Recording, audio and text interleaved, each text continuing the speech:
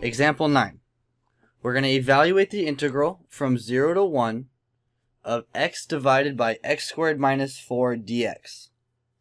So this is a definite integral, so we are going to end up getting a number answer, and so we don't have to worry about the plus c. But what we're also going to do is in the beginning, we're going to start with our u sub and identify the limit changes. So right here, I'm going to let u equal x squared minus 4. The way I know to use x squared minus 4 is that when I take the derivative, I'm going to get 2 times x. And because 2 is a constant, I'm not worried about it, but then I'm going to have x dx, which I've got in the numerator. So I get du is equal to 2x dx, and I get 1/2 du is equal to x dx. I get this by dividing everything by 2. So if x is equal to 0, which is my lower limit, then u is equal to 0 squared minus 4, so u is equal to negative 4. If x is equal to 1, I get u is equal to 1 squared minus 4, so u is equal to negative 3. Okay, now that I have my limits and everything I need, I can go ahead and start solving. So I'm going to show you both ways. I'll start with way 1. And way 1 is solving this with changing limits. So I get the integral from 0 to 1 of x divided by x squared minus 4 dx. This is going to turn into, because of my u sub, x dx is right here, I'm going to get, this is the integral from negative 4 to negative 3 of 1/2 times 1 over u du. So I get this is the integral of 1/2 times negative 4 to negative 3, 1 over u du. And this is going to be 1/2 times ln of u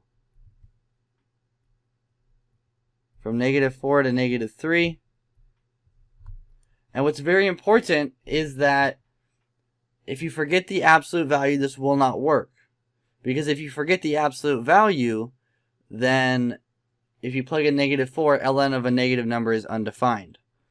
This is equal to 1/2 times ln of the absolute value of negative 3 minus ln of the absolute value of negative 4. And this is going to be equal to 1/2 ln of 3 minus ln of 4. And we're just going to use our ln properties now to rewrite this as ln of 3 over 4. Then this 1/2 is going to come up to the top into the power, and you're going to get ln of 3/4 to the 1/2 power, which is going to leave me with ln radical 3 over 2. And that's the answer. So now let's look at it doing it the other way without changing limits.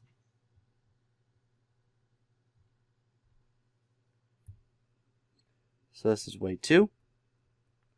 And I'm going to write the same thing. The integral from 0 to 1 of x divided by x squared minus 4 dx. And this is going to be equal to 1/2 the integral of 1 over u du. Whenever I do way 2, I don't really like to write the limits, otherwise I forget to put them back, so I'll just put from a to b. And this is going to be equal to 1/2 ln of the absolute value of u from a to b. And now I'm going to put the u sub back in. I get 1/2 ln the absolute value of x squared minus 4 from 0 to 1. So this is 1/2 times ln the absolute value of 1 squared minus 4 minus ln the absolute value of 0 squared minus 4. And then we just have to work this out. It's going to become virtually the same as before. And as you can see right here, I'm left with ln of 3 minus ln of 4. And without having to redo the work all over again, so this is equal to 1/2 ln 3/4. which is equal to ln radical 3 over 2. And so you see you get the same answer either way.